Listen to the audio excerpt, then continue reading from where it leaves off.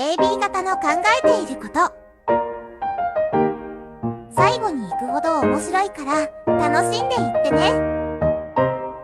クールに見えて優しい言葉に弱い。全力を出せば誰にも負けないと信じている。